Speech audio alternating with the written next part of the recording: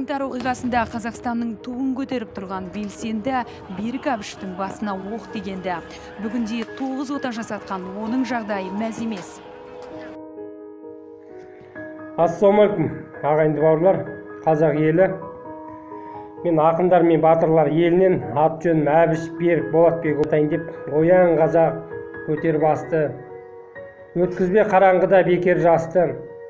Жер кетті, дін нашарлап, хал харам боп, қазағым енді жату жарамасты.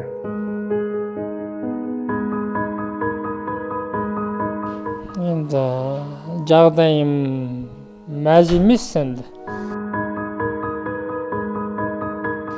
Енді міне осы қаңтардан бері, 22 жылдан бері 9 рет ота жасалды. Әлі де бір соңғы операциясы бар.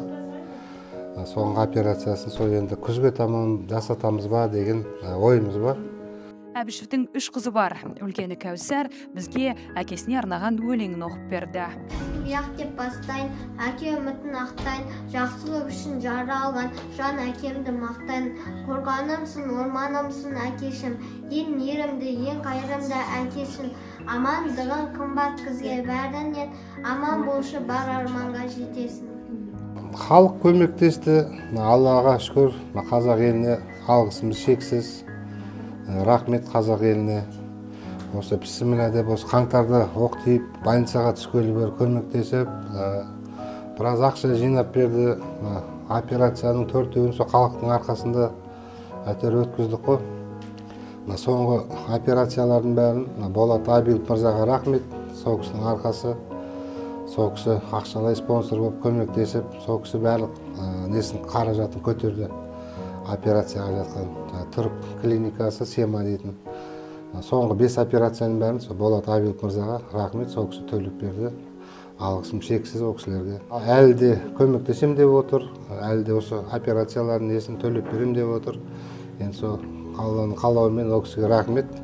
Өкіметтен өзінің беретін ақшасын берді, оқ тиген ауыр жарақаттандарға берген ақшасын берікке берді. Тымда болмайды, бәленбай операция ол деген, 2-3 операцияға кететін ақша берді. Өзгеріс болатынына сенесіз бе? Сенем, ек сенбеймін. Орнынан тұрады деген үмітіміз зор. Аман есен, орнынан тұрғанын күтіп жүрміз. Дұрыс па Беке? Тұрасың ғой Алла берсе. Белсендіге оқ атып осы халге түсірген кім әлі күнге дейін белгісіз болып тұр.